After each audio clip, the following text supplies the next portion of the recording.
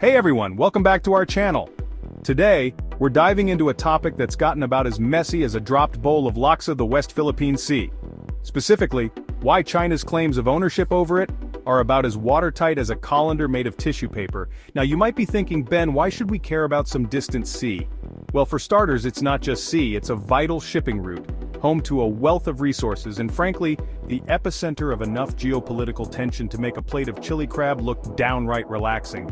So buckle up, because we're about to navigate the choppy waters of international law, territorial disputes, and why China's 9-line claim is about as welcome as a durian in a dentist's office. Let's get into it. Alright, let's start with the rule book, shall we? The United Nations Convention on the Law of the Sea, or UNCLOS, is basically the Geneva Convention for the ocean. It's got more articles than a furniture store, but the gist is this: coastal states get to call dibs on the resources within 200 nautical miles of their shores. That's their exclusive economic zone, or EEZ. Think of it like this: it's your backyard barbecue. You get to decide who swims in your pool and who snags the last burger. You can invite your neighbors, sure, but you wouldn't expect them to just rock up and start rearranging your patio furniture, would you?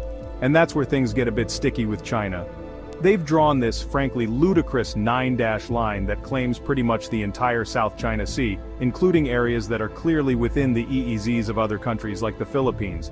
It's like inviting yourself to your neighbor's barbecue, claiming their entire property as your own, and then demanding they cook you a veggie burger because, you're trying to cut back on red meat. Spoiler alert, the international community isn't buying it. UNCLOS is pretty clear. You can't just draw a line on a map and call dibs on an entire sea, especially when it overlaps with everyone else's backyards. Now, the Philippines isn't just some random guest at the barbecue.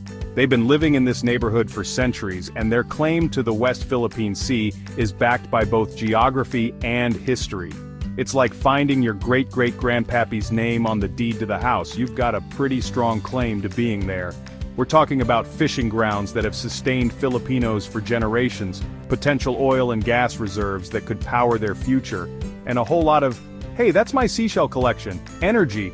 But here's the thing. China's historical claims to the area are about as convincing as a pigeon claiming ownership of a statue because, it pooped on it once.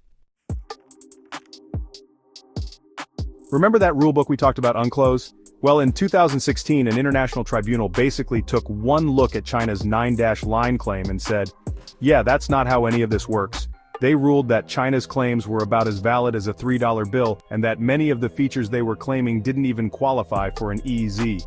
It was a massive blow to China's position, and they reacted about as well as you'd expect, by throwing a tantrum, ignoring the ruling, and continuing to build artificial islands in the disputed waters like a kid who just lost a game of Monopoly. But the ruling was a huge win for the Philippines and for international law. It showed that even big countries can't just bully their way into getting what they want, and that the rules apply to everyone, even if you happen to manufacture most of the world's plastic flamingos. Chapter 4. Here's the thing about this whole South China Sea kerfuffle: it's not just a two-person standoff, it's more like a family reunion gone wrong, with Vietnam, Malaysia, Brunei and Taiwan all having their own claims in the region. Imagine trying to have a rational conversation about who gets the last shrimp spring roll with your drunk uncle shouting in the background. It's a recipe for chaos. And that's exactly what China doesn't want you to see, that their aggressive actions are putting the entire region on edge. They want to frame this as a bilateral dispute with the Philippines, but the reality is, it affects everyone in the neighborhood. Let's not forget, the South China Sea isn't just some random body of water. It's a major shipping route. We're talking trillions of dollars in trade flowing through it every year. It's the maritime equivalent of a superhighway, and China trying to claim it as their own is like setting up a toll booth and demanding everyone pay up for using their road. The international community, quite rightly, is having none of it. Freedom of navigation is a fundamental principle, and letting one country control such a vital waterway is about as appealing as a mouthful of seawater. Now, China might be used to throwing its weight around, but its actions in the South China Sea have kicked up a diplomatic storm. Countries in the region are understandably nervous, and even global players like the United States and Australia are getting involved, conducting freedom of navigation operations and bolstering alliances. It's a classic case of, you break it, you bought it, except China broke international law, and now everyone else is stuck dealing with the shattered pieces.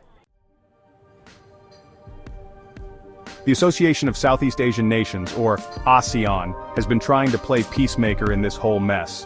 They're like the designated drivers of the South China Sea, trying to herd everyone home safely before things get even more out of hand. They've been pushing for a code of conduct to manage the disputes, which is basically a set of rules for how everyone should behave in the maritime sandbox. But negotiating with China is like trying to nail jelly to a wall. It's slippery, frustrating, and you're never quite sure if you're making any progress.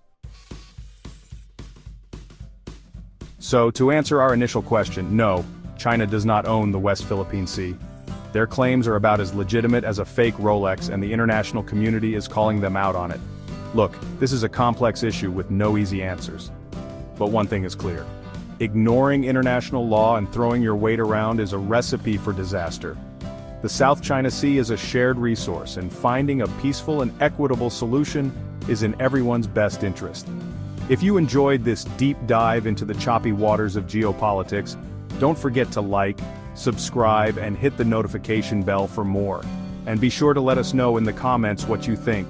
Is China in the right? Is the West overreacting? Until next time, stay informed, stay curious, and try not to start any international incidents.